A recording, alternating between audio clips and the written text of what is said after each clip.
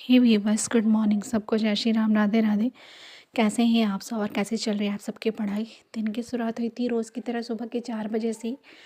और बस मैं अपनी फर्स्ट लॉट स्टार्ट करने से पहले वही जो अपना रोज़ का काम होता है छोटा मोटा, किचन का गर्म पानी करना, मतलब पीने के लिए, नहाने के लिए, बेटी को फिट देना, वो सारी चीज़ें कर लेती हूँ। उसमें 10 से 15 मिनट लग ही जाते हैं मुझे उनको सुला उला के।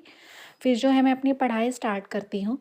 तो बस उसी की तैयारी करने के लिए मैं किचन में आ गई थी। उसके बाद से मैंने यहाँ पे आज अपना घटना चक्र लिया था, और हिंदी का और घटना चक्र में मुझे विशेष और विशेषण कवर करने थे, क्योंकि इसके क्वेश्चंस अभी घटना चक्र से मैं नहीं लगाई थी। थ्योरी मैं ऑलरेडी पीछे वाले ब्लॉग में आप लोगों के साथ शेयर करी थी कि थ्योरी मैंने पढ़ ली है डी कोड से, और साथ में क्लासेस भी होते हैं यूट्यूब से जो कि मैं उसे ज़रूरी देखती हूँ।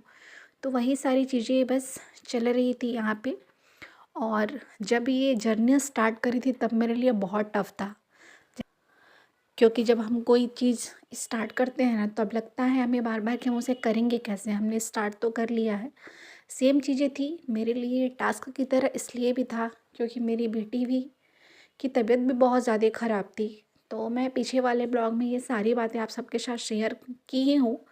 ये सब कुछ करना मेरे लिए बहुत ही इम्पॉसिबल था, फिर भी मैंने थोड़ी सी हिम्मत जुटा के ये सारी चीज़ें अपनी पढ़ाई स्टार्ट करी, ताकि एक होता है ना कि आपके लाइफ में सुख और दुख का आना ये हमारे हाथ में नहीं है। हमारे हाथ में अगर कोई चीज़ है वो है मेहनत। हम चाहे कितनी भी हार जाएं, कितनी भी बार बार हमें असफलता मिले, फिर भी हम सोचते हैं कि नहीं, एक बार और ट्राई करते हैं। और ये हिम्मत होनी भी चाहिए। कभी कभी हमें, मतलब हमें क्या, किसी को भी नहीं पता होता कि कब किसकी लाइफ कैसे चेंज हो जाए, कब चेंज हो जाए, किस एज में चेंज हो जाए, ये किसी को भी नहीं पता पता होता है। अभी जैसे कि बिहार का ही बीपीएससी रिजल्ट आया था, उसमें शादी के 17 साल बाद रेवेन्यू ऑफिसर बनना ये कोई मामूली बात नहीं है। आफ्टर मैरिज सारी चीज़ें करना, बच्चों को देखना, घर परिवार, वो भी गांव में रह के। आप थोड़े से मतलब कहीं और रहते हो हस्बैंड वाइफ, तो थोड़ी चीज़ें कंप्रोमाइज़ हो जाती है। ये बातें कहीं ना कहीं आप सब समझ सकते हो। लेकिन अगर आप फैमिली के साथ में हो तो वो सारी चीज़ें नहीं होती। उसकी एक टाइमिंग होती है कि हाँ, हमें एक होता है ना कि जिसे हम लोग क्लास बोलते हैं, वो वाली चीज़ें हो ही जाती हैं। हमें ये लगता है कि कोई ये मत कहे। अगर मैं अपनी प्रॉब्लम बताएं तो मुझे भी ऐसा लगता है कि मैं पढ़ने बैठूं और किचन में कोई और काम करे, तो मुझे खुद ही बहुत अजीब लगने लगता है। एक एक अपनी, मतलब सबका है, मेरे से नहीं हो पाता कि चलो ठीक है कोई और कर रहा है तो कोई बात नहीं। मुझे ये लगता है कि नहीं, कोई मुझे ये मत बोले कि ये पढ़ रही है और मैं काम कर रही हूँ। मतलब ये डर पता नहीं और लोगों के साथ होता होगा कि नहीं, बट मुझे बहुत अजीब लगता है और फिर मैं अपनी पढ़ाई छोड़ के चली जाती हूँ। यही मेरी प्रॉब्लम होती है। इसलिए मैं सबके उठने से पहले अपनी जो सुबह की स्टडी है ना वो मैंने स्टार्ट करी।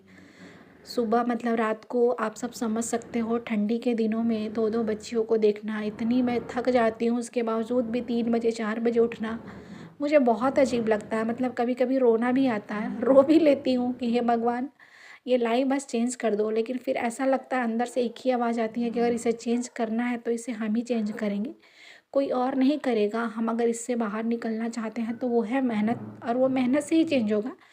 ऐसा नहीं है कि मैं कहीं और चली जाऊँ या जॉब हो जाएगा तो मेरी लाइफ टोटली एकदम मैं रेस्ट पे हो जाऊँगी, ऐसा नहीं है। लेकिन फिर भी चीज़ें आपके अंडर में होती हैं। बस एक कामयाबी का यही होता है कि आप जो चीज़ें चाहो अपने लिए, एक सर्वेंट रख पाना, ये सारी चीज़ें आप खुद डिसीजन ले सकते हो आप अपने बारे में, अगर आप खुद सक्षम हो तो। अगर आप नहीं हो तो फिर दूसरों के ऊपर आपके डिपेंड रहना ही पड़ेगा। आपके लिए क्या सही है क्या गलत है आप जानते हुए भी कुछ नहीं बोल सकते हैं, क्योंकि आप खुद सक्षम नहीं हो कि आप एक अपने लिए सही डिसीजन ले सको कि नहीं ठीक है मुझे करना ही है। हमारे हाथ में अगर कुछ है वो है हमारी पढ़ाई, जिसे कि हम कर सकते हैं।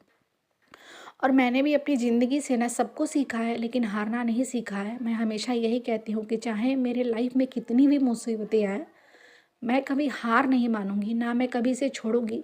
जब तक मेरी एलिजिबिलिटी रहेगी, जब तक मेरी एज रहेगी, तब तक मैं इस एग्ज़ाम का करूँगी।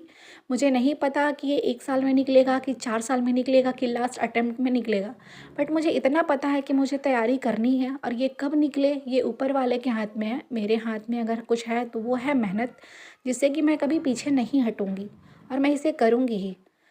मैं आप सबको भी यही कहूँगी कि लाइफ़ किसी की भी ईज़ी नहीं है। जब हम एक दूसरे से कनेक्ट होते हैं तो हमें पता चलता है। फ़िलहाल आज के लिए इतना ही, तब तक के लिए बाय बाय, टेक केयर। आप सब अपना ख़्याल रखिएगा। जय माता दी, राधे राधे।